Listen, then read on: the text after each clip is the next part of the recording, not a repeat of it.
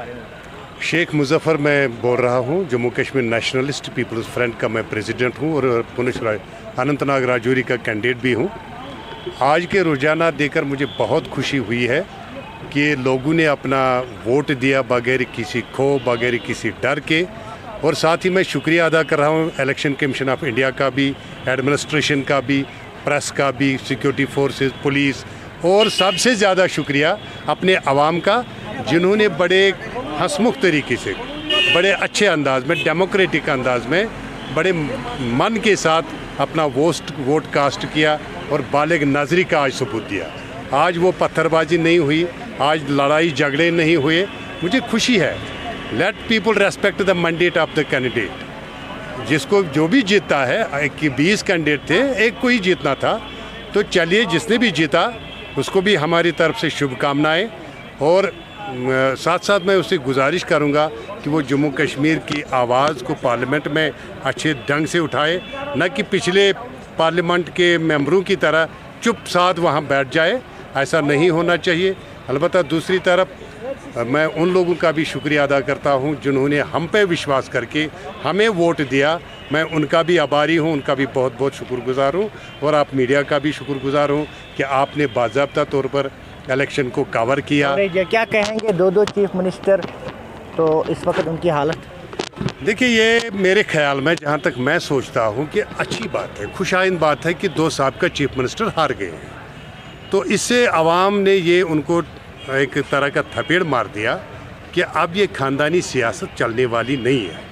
लेकिन इन्हीं ख़ानदानों ने एक ऐसा भी खेल खेला, इन्होंने गुज्जर को बकरवाल, पहाड़ी को कश्मीरी से लड़ाकर वोट को डिवाइड किया या वोट को हासिल करने की कोशिश की, जो कि नहीं होना चाहिए।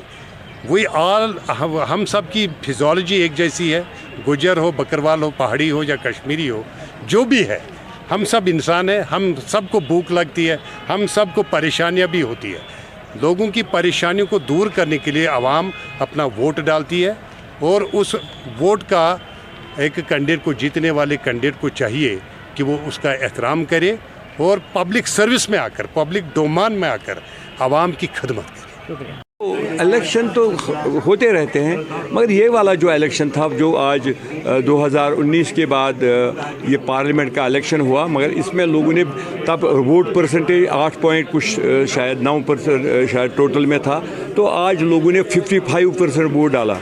तो लोगों में एक जज्बा था, लोग चाहते थे कि हमारी यहाँ पे जो जितने भी हमारे 3 यहाँ पे थे, हमारे बारामूला था और ये श्रीनगर था और अनंतनाग पुंछ राजौरी था, तो उसमें लोगों ने बढ़ चढ़ कर हिस्सा दिया, एक बदलाव के लिए दिया।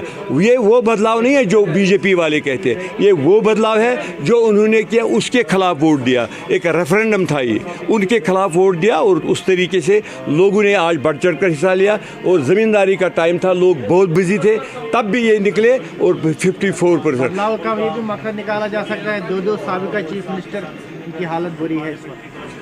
देखो, मैंने उमर साहब के बारे में यही कहूँगा कि उसको एक साजिश की तरह, ये एक कंस्पिरेसी है, क्योंकि यहाँ पे होम मिनिस्टर का आना, यहाँ पे रहना, और गॉड नोज़ बेटर कि क्या प्रॉब्लम थी, किस तरीके से उसको हराया गया और क्या मतलब उनका, क्योंकि वो नहीं चाहते हैं कि उमर अब्दुल्ला जैसा लीडर पार्लियामेंट आए और पार्लियामेंट में वहाँ पे गरजे और पार्लियामेंट में हक की बात करे और लोगों की हित की बात करे।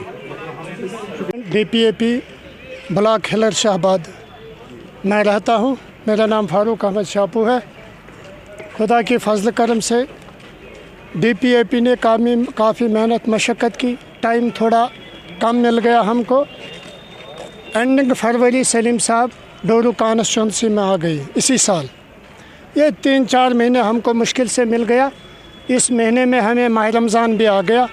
माह रमज़ान में हमें इबादत के लिए रखे हैं। फिर 2-3 महीने हमने मेहनत की।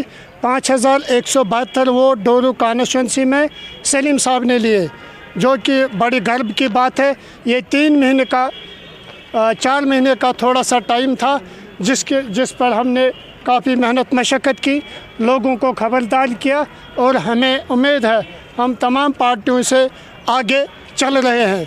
जबकि नेशनल कॉन्फ्रेंस और कांग्रेस के वोट की गिनती जो 10-10, 20-20 साल से वहाँ पर पार्टी तर्जुमान है जो हमारा नया कैंडिडेट सलीम साहब आया है। इसकी ज़ात पर आज़ाद साहब का नाम सुनकर लोगों ने बढ़ चढ़ कर हिस्सा लिया है और 5172 वोट हमने DPAP ने डोरू कॉन्स्टिट्यूंसी में हासिल किए हैं। क्या कहेंगे, दो चीफ मिनिस्टर अभी हार का सामना कर रहे हैं? सर, ये लोगों में रुझान है, बदलाव की ज़रूरत है। हम चाहते हैं हर किसी चीज़ में बदलाव आना चाहिए, हमें डेवलपमेंट चाहिए। इधर हमें बेरोज़गारी का मुद्दा है, डेवलपमेंट का मुद्दा है।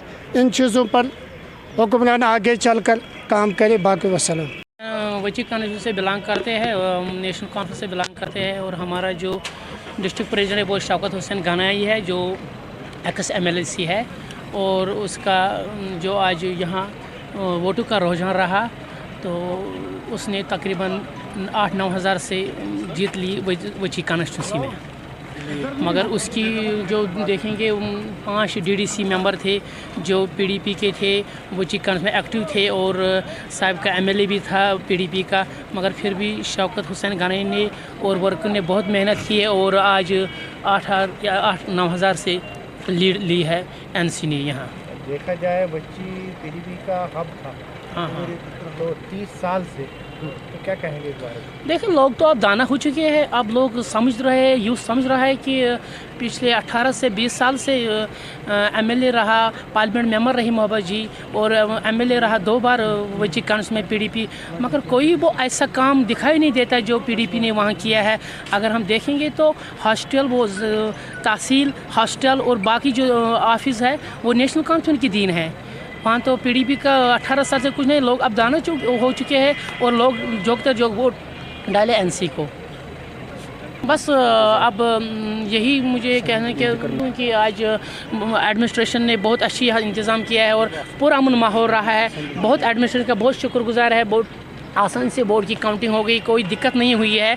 और हम तमाम लोगों से गुजारिश करते हैं कि ऐसे ही लोग जो है वोट डालें और असेंबली इलेक्शन में ऐसे ही हिस्से लें और अपने नुमाइंदे चुने, क्योंकि वची कॉन्स्टिट्यूंसी में बहुत ऐसे मामला है ध्यान नहीं दिया अभी तक किसी ने। हाँ, शौकत हुसैन गनाई ने 2 बार MLC रहा तो बहुत अच्छा काम किया तो और उसका बेनिफिट मिला है। लोगों ने उसको जोग वोट डाले और 9 हज़ार की लीड हुई उसकी।